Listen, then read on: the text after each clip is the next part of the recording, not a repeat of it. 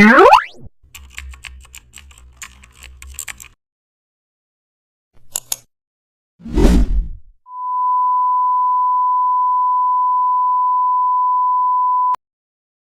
back to the channel. Don't forget to like, share, and subscribe my channel.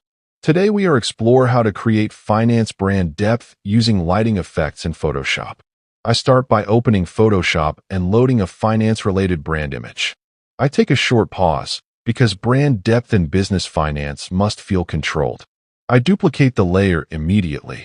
Now I open lighting effects and gently move the light source across the canvas.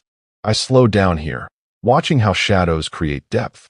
I reduce harsh highlights so the image stays elegant. I zoom in to check logos and finance text areas.